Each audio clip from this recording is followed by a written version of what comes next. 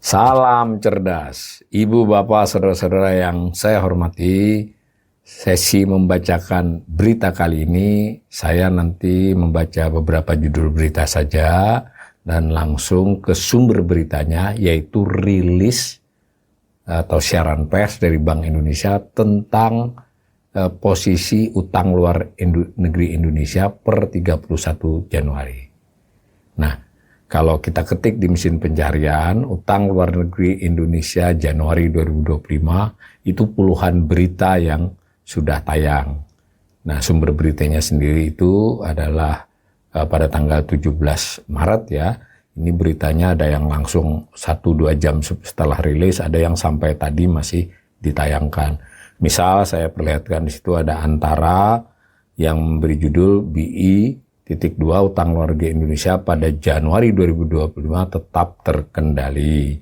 Lalu ada CNN Indonesia, itu utang luar negeri RI nyaris 7.000 triliun di Januari 2025. Lalu ada juga Liputan 6, judulnya hampir sama, kemudian Kontan memberi tekanan pada meningkat utang luar negeri Indonesia mencapai 427,5 miliar per Januari 2025. Dan seterusnya ini.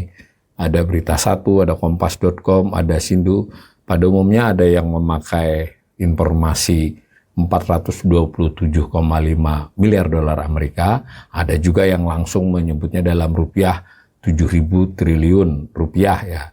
Tapi rata-rata kalau diklik itu memang isinya masih bersifat informatif. Ya, ini bahkan kalau kita klik di halaman-halaman berikut pun masih begitu ya. Ini ada Times Indonesia, ada Info Bank News. Nih kalau saya klik di halaman berikut dari pencarian, itu ada KBR ID, ada Pibis Media, ada Kumparan, semua ya, ada Bisnis.com, seluruhnya hampir berita ini. Nah, ada yang menekankan pada jumlah 427 miliar tadi, posisi nominalnya dolar, ada yang rupiah, ada juga yang memberi judul seperti CNBC Indonesia ini, soal laju pertumbuhannya 5,1% dan seterusnya. Nah, sudah ada beberapa media yang mengait-ngaitkan dengan soal beban fiskal RI dan seterusnya. Nah, tapi kita lihat saja sumber dari berita itu. Sumber berita itu adalah siaran pers tertulis dari Bank Indonesia, dikeluarkan oleh Departemen Komunikasi pada tanggal 17 Maret 2025. Siaran pers ya. Judulnya Utang Luar Negeri Indonesia Januari 2025 tetap terkendali. Nah, kalau kita lihat itu isinya, pertama judul dulu ya, bahwa ada judul terkendali itu, lalu ada nomornya, nomor 27 /60 / Dikom ya, Departemen Komunikasi. Jadi Bank Indonesia setiap membuat rilis itu dilakukan oleh Departemen Komunikasinya, diberi nomor. Nah, dalam kali ini seperti ini, kurang lebih saya bacakan saja. Karena berita-berita yang tadi saya sebut pada umumnya menyampaikan data-data dirilis ini dengan bahasa yang lebih bahasa jurnalis ya. Kali ini kayak bahasa formal dari Bank Indonesia ini. Nah, utang luar negeri biasa disingkat ULN Indonesia pada Januari 2025 tetap terkendali.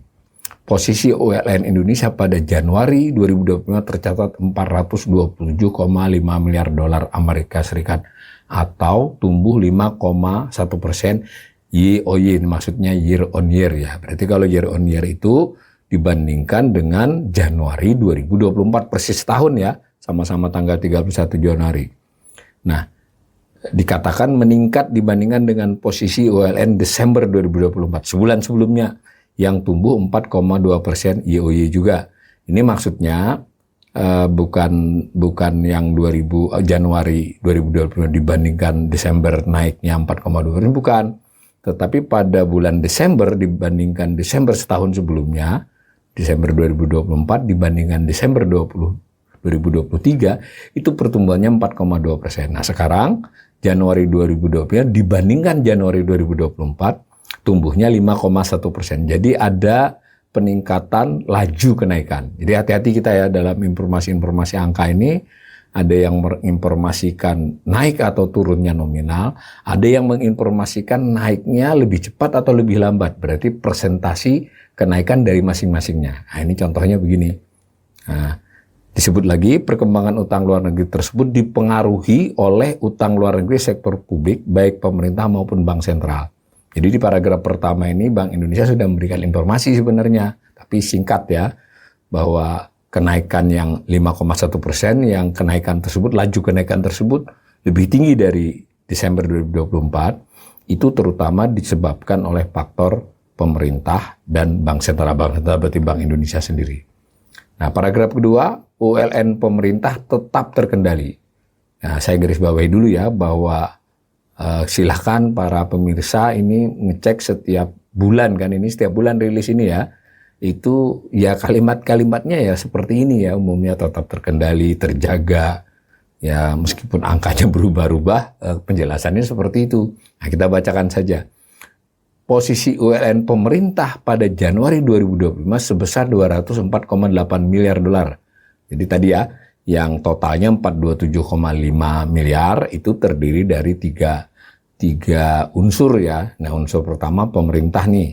Pemerintah naiknya nilainya 204,8 dari 427,5 tadi.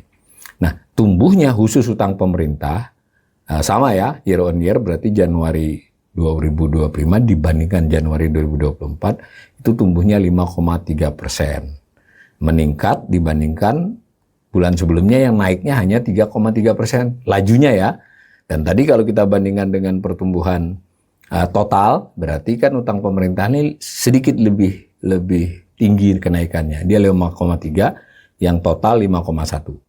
Nah, dijelaskan di sini perkembangan tersebut dipengaruhi oleh peningkatan aliran masuk modal asing pada surat berharga negara SBN ya, internasional, maksudnya SBN Palas ini valuta asing, seiring dengan tetap terjaganya kepercayaan investor terhadap prospek perekonomian Indonesia.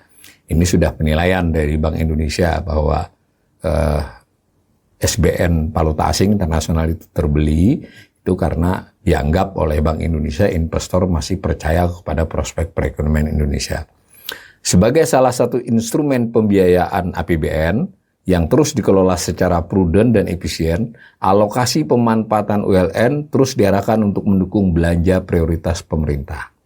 Nah, pengelolaan ULN pemerintah yang terus dijaga dalam batas aman dan terkendali ditujukan untuk mendukung momentum pertumbuhan perekonomian antara lain. Nah, jadi ini ada informasi tambahan bahwa menurut Bank Indonesia berdasarkan data-data yang mereka miliki, sekaligus juga ditafsirkannya itu ULN tersebut, ULN pemerintah dalam hal ini itu mendukung momentum pertumbuhan perekonomian. Penyalurannya antara lain sektor jasa kesehatan dan kegiatan sosial, administrasi pemerintahan, jasa pendidikan, konstruksi, serta jasa keuangan dan asuransi. Ini bisa kita lihat ya.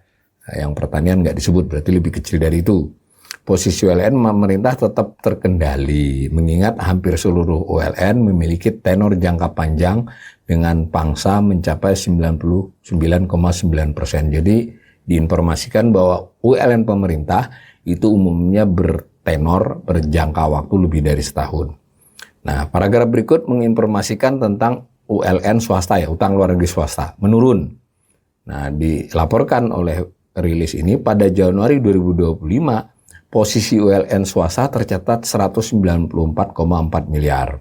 Jadi justru turun dibandingkan setahun sebelumnya ya, itu jaraknya. Nah, terutama didorong oleh ULN lembaga keuangan. Jadi sekalipun turun kan tetap itu ada arus utang luar negeri, itu menurut infonya ini adalah pada lembaga keuangan ya, termasuk bank berarti. Nah, ini kontraksi justru, jadi lembaga keuangan termasuk bank di dalamnya itu kontraksinya lebih besar dari total swasta, 2,3%. Nah, berdasarkan sektor ekonomi, ULN swasta terbesar berasal dari industri pengolahan, jasa keuangan dan asuransi, pengadaan listrik dan gas, serta pertambangan dan penggalian. Ya, jadi swasta lebih ke sana tadi bandingkan dengan yang dari ULN pemerintah. Nah, itu paragraf berikutnya, itu struktur ULN Indonesia tetap sehat, didukung oleh penerapan prinsip kehati-hatian dalam pengelolaannya. Nah, itu tercermin dari rasio UEN Indonesia terhadap produk domestik bruto yang turun menjadi 30,3% pada Januari 2025 dan seterusnya ya. Nah, data lengkap ada di lampiran. Nah, saya komentari sedikit dulu sebelum kita lihat lampirannya. Maaf, saya perlihatkan lampirannya itu seperti ini. Jadi ada 68 halaman, ada statistiknya ya. Ada tabel-tabelnya di bagian belakang, bukan di bagian belakang, di lampirannya ini penjelasan datanya itu masuk apa saja. Nah, sebelum kita bahas sedikit, saya ingin ulangi lagi, biasanya sudah disampaikan di sini, utang luar negeri Indonesia itu beda dengan utang pemerintah. Ini masih banyak yang confused. Utang luar negeri Indonesia itu terdiri dari utang luar negeri pemerintah, utang luar negeri Bank Indonesia, dan utang luar negeri swasta. Nah, di dalam swasta itu ada BUMN itu termasuk swasta. Sementara kalau utang pemerintah, itu ada utang luar negerinya, berarti kepada pihak asing, ada utang dalam negerinya. Jadi, utang luar negeri Indonesia tadi yang ada yang merupiahkan menjadi 7.000 itu beririsan dengan utang pemerintah yang sudah mencapai sekitar 9.000. Jadi beda ya, definisinya beda, tapi teriris, beririsan. Nah, tadi penjelasan ini semuanya nadanya positif ya, intinya terkendalilah. Boleh saya kasih komentar, kalau untuk total utang luar negeri itu memang relatif terkendali, naiknya 5,09%, dibulatkan 5,1%. Itu memang lebih tinggi dari sebelum-sebelumnya, tapi ya nggak jauh-jauh lah, sebelumnya 4, 3,5, 4,5, pernah juga 5 di tahun-tahun sebelumnya. Jadi oke, itu termasuk wajar. Tetapi ketika masuk utang pemerintah, itu sebenarnya agak berbeda. Utang pemerintah dari tahun 2020 sampai sekarang, utang luar negerinya ya maksudnya, itu sebenarnya cenderung turun.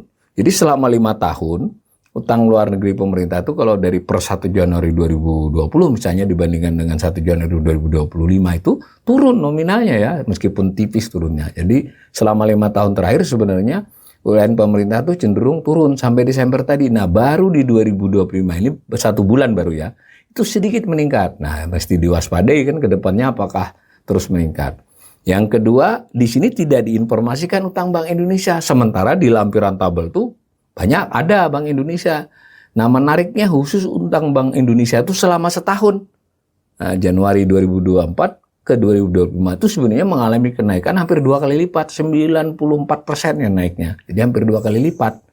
Nah, itu tidak dibahas di sini. Utang pemerintah naiknya lumayan, tapi utang luar negeri Bank Indonesia naiknya hampir 2 kali lipat. Swastanya turun. Makanya totalnya tetap sedikit naik. Nah, saya kira kita harus memperhatikan betul nih Bank Indonesia ini kenapa saja. Nah, terutama untuk yang setahun terakhir ini karena adanya sekuritas rupiah Bank Indonesia, surat utang Bank Indonesia ya berjangka pendek. Itu yang paling banyak, sehingga SRB yang diterbitkan oleh Bank Indonesia ada yang dibeli oleh pihak dalam negeri, ada yang dibeli oleh pihak asing. Kalau pihak asing yang membeli masuknya ke utang luar negeri. Nah, mungkin ke depan ini utang pemerintah mungkin akan tetap sedikit meningkat. Utang Bank Indonesia nampaknya akan terus meningkat meskipun perlahan. Nah, yang menarik adalah utang swasta. Apakah setahun ke depan ini utang swasta akan tetap seperti itu, cenderung turun atau sekurang-kurangnya stabil? Belum tentu ya. Kalau nanti misal nih, kalau Danantara itu beroperasi, kan salah satu kegiatan Danantara itu adalah berutang ya, berutang untuk investasi tentunya, juga membuat surat utang. Nah, itu nanti kan Danantara itu tergolong swasta kalau dalam catatan seperti ini, sama dengan BUMN. Nah, mudah-mudahan kita tidak melihat terjadinya lompatan yang cukup mengejutkan buat perekonomian Indonesia. Kalaupun naik, kalau bisa perlahan-lahan mungkin masih terkendali. Tapi saya termasuk salah seorang ekonom yang mulai sudah sedikit ini sinyal-sinyalnya utang luar negeri kita perlahan-lahan tapi pasti meningkat. Nah, dimotori oleh peningkatan Bank Indonesia, diikuti oleh pemerintah dan swasta bersiap-siap jika nanti Danantara dan Danantara dalam negeri terutama beroperasi, maka kemungkinan utang luar negeri swasta akan bertambah.